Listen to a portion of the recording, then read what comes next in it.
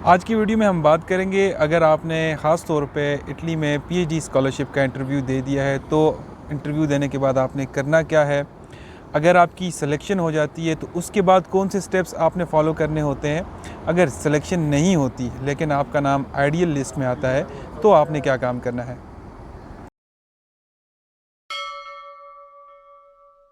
अस्सलाम वालेकुम, मेरा नाम है मोहसिन तारिक। अगर आप मेरे चैनल पर न्यू हैं तो चैनल को सब्सक्राइब करना ना भूलिएगा। चलते हैं पहली बात के ऊपर कि अगर आपका इंटरव्यू हो चुका है तो आपने क्या करना है। बहुत से लोग इम्पेशेंट हो जाते हैं, सब्र नहीं करते। आपका जब भी इंटरव्यू होता है तो कम से कम 2 वीक तो वो इंटरव्यू के रिज़ल्ट्स अनाउंस होने के ऊपर ले लेते हैं कोई भी यूनिवर्सिटीज़, क्योंकि उनके ऊपर वर्कलोड बहुत ज़्यादा होता है। जितने भी एडमिशन कमेटी के मेंबर्स होते हैं वो मल्टीपल कमेटीज़ में काम कर रहे होते हैं, तो इसकी वजह से काफ़ी ज़्यादा टाइम लग जाता है। तो उसमें एक अच्छी हरकत जो हमारे कैंडिडेट्स नहीं करते, वो बार बार अपने कोऑर्डिनेटर्स को या इंटरनेशनल ऑफिस को ईमेल्स करते हैं। बार बार ईमेल करने से जो आपका कोऑर्डिनेटर्स होते हैं वो बड़े अफेंड हो जाते हैं, तो इसलिए बार बार ईमेल करने से गुरेज करें। पेशेंटली जो है अपनी सिलेक्शन होने के इंतज़ार करें। और अगर जब आपकी सिलेक्शन हो जाती है तो फिर हमने क्या करना होता है। सिलेक्शन के बाद जैसे ही आपका नाम वहाँ पे रैंकिंग लिस्ट में अनाउंस हो जाता है कि आपकी सिलेक्शन हो चुकी है, तो नेक्स्ट स्टेप होता है प्री इनरोलमेंट का।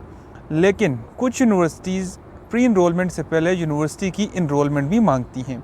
अगर आपकी सिलेक्शन हो चुकी है तो आपने अपने उसी पोर्टल से जहाँ से आपने अपनी एप्लीकेशन सबमिट की थी वहाँ से अपने आप को एनरोल कराना होता है।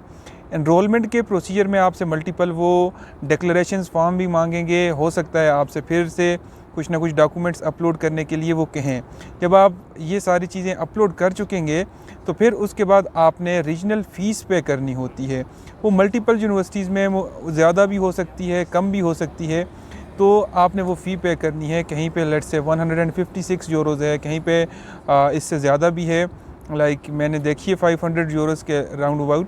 तो मल्टीपल यूनिवर्सिटीज़ में ये वेरी कर रही होती है। तो आपने वो फ़ी जब आप सबमिट करते हैं तो फिर आपका एडमिशन जाके कंफर्म होता है। जब तक आप एनरोलमेंट फ़ी पे नहीं करते तब तक आपका एडमिशन कंफर्म नहीं होता। और ये सारा प्रोसीजर आपने विदिन 7 डेज़ में करना होता है जब आपका नाम मेरिट लिस्ट के ऊपर आ जाता है। अब जब आपका नाम मेरिट लिस्ट पे आ गया, एनरोलमेंट आपने करवा ली, तो फिर अगला स्टेप होता है प्री इनरोलमेंट का। प्री इनरोलमेंट की डिटेल वीडियो मैं ऑलरेडी रिकॉर्ड करके अपलोड भी कर चुका हूँ। वीडियो लाजमी देखिएगा, उसका लिंक मैं जो है डिस्क्रिप्शन में पिन कर दूँगा। नेक्स्ट ये है कि अगर आप सिलेक्ट नहीं होते लेकिन आपका नाम एज एन आइडियल कैंडिडेट वहाँ पर लिखा होता है, तो होता इस तरह है कि जितने भी एप्लीकेंट्स होते हैं आपके अलावा सारों ने मल्टीपल यूनिवर्सिटीज़ में अप्लाई किया हुआ होता है। अब जिसकी सिलेक्शन होती जाती है वो अपनी प्रेफरेंस के हिसाब से उस यूनिवर्सिटीज़ में एनरोलमेंट करा देता है, या किसी ने एनरोलमेंट करवाई भी होती है और दूसरी यूनिवर्सिटी का रिज़ल्ट लेट आता है तो वो अपनी एनरोलमेंट कैंसिल करवा के दूसरी यूनिवर्सिटी में चला जाता है। तो होता इस तरह है कि आप मेरिट लिस्ट में फिर जो है जो भी नेक्स्ट जो इमीडिएट बंदा होता है वो मेरिट में ऊपर चला जाता है। उसको यूनिवर्सिटी करती है ईमेल कि आपका सिलेक्शन हो गई है, आपका एडमिशन हो गया है, मेरिट में आपका नाम आ चुका है, आप अपनी इनरोलमेंट करवा दें और फ़ी भी पे कर दें। बंदा जो उस यूनिवर्सिटीज़ में मेरिट पे नहीं आया था, किसी और यूनिवर्सिटी में आया था और उसने वहाँ पे इनरोलमेंट करवा दी, वहाँ पे एडमिशन सिक्योर कर दिया, तो वो बाज़-औक़ात उस सीट को फिर वैकेट कर देता है। तो इसी तरह ये चीज़ें मूव करती जाती हैं नीचे तक, जहाँ पे हो सकता है आपका मेरिट आ जाए और जब आपके मेरिट पे बात आती है तो फिर आपको वो ईमेल आती है। इसी तरह बहुत से स्टूडेंट्स को हो सकता है 1 महीने बाद, 2 महीने बाद सिलेक्शन की ईमेल आ जाए, तो आपने मायूस बिल्कुल भी नहीं होना। बाज़ औक़ात ये भी होता है यूनिवर्सिटीज़ में कि पोजीशंस वैकेंट रह जाती हैं। बहुत से लोगों ने बहुत सी जगहों पे अप्लाई किया हुआ था, सब अपनी अपनी मर्ज़ी की यूनिवर्सिटी में चले गए और सीट वैकेंट रह गई।